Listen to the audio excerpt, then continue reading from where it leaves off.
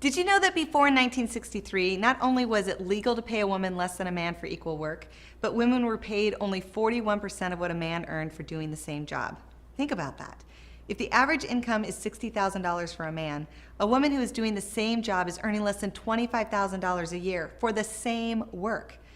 Now, I'd like to report that pay discrepancy is no longer an issue, especially in churches, but unfortunately, I can't.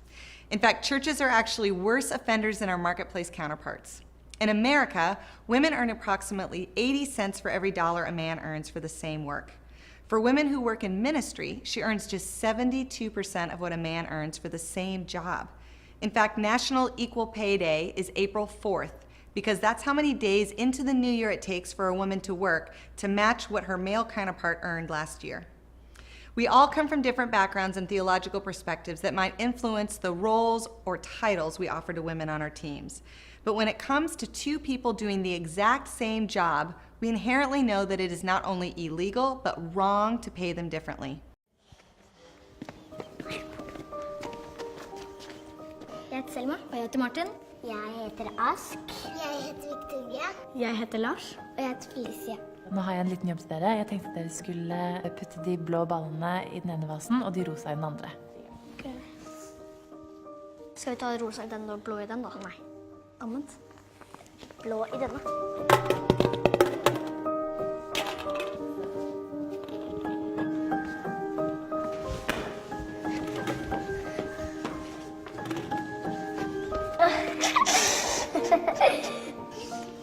Men nå skal dere få belønningen deres. Oi. Hva er dette for noe? Hva er dette for noe? Ok, og nå kan dere åpne øynene.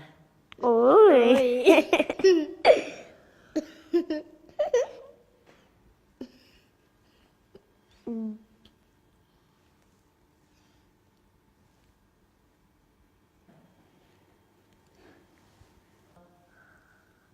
Hva? Jeg fikk litt mer.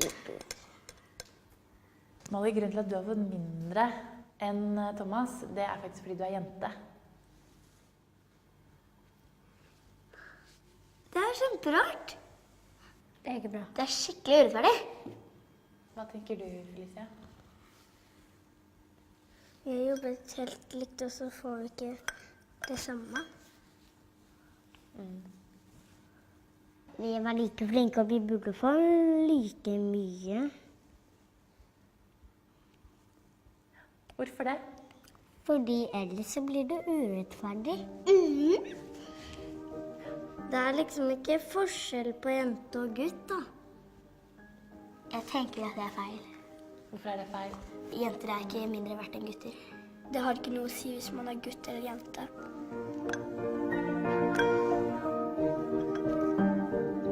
Sånn, jeg tror det er like fint da. Nei. Nå har vi like mye. Nå har vi like mye.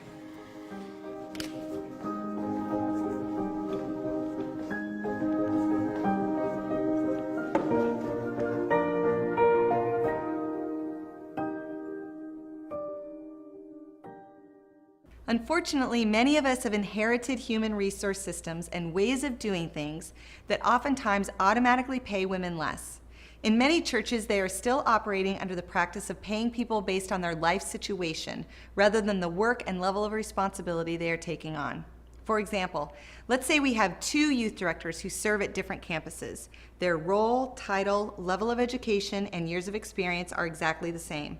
However, she is single, while he is married with 3 kids. It can seem like it is loving and pastoral to pay him more money in insurance benefits than the single woman, but it is quite unfair and illegal. I outline in the book several areas that you can look at in your personnel records to double check your human resource practices and make sure you are being equitable to all of your employees. But healthy employee practices go beyond simple pay rates.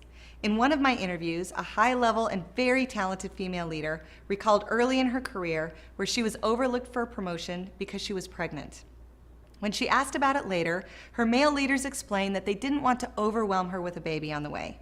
Now, I appreciate the sentiment because babies are overwhelming, but to hold back an opportunity from someone without even talking it through with her is wrong on several levels. First of all, it was a missed opportunity for this leader to know that her gifts and abilities were recognized and worthy of being rewarded. Secondly, her leaders assumed that she wouldn't be interested or that she shouldn't be interested. And there is some wisdom there to be considered, but the mistake was in assuming instead of talking it through with her. This was an opportunity to affirm and pastor this leader toward the best decision for her, her family, and her calling. But instead, she was left out of the process, overlooked for the promotion, and received the opposite message from what her leaders actually wanted to communicate. Your challenge this week is to take a close look at the roles on your team. First, are the responsibilities reasonable for the level of title and pay? Second, do you have any discrepancies between men and women doing similar roles? Third, are there any benefits that are being distributed unfairly? And fourth, do you have a tendency to make assumptions about opportunities for women?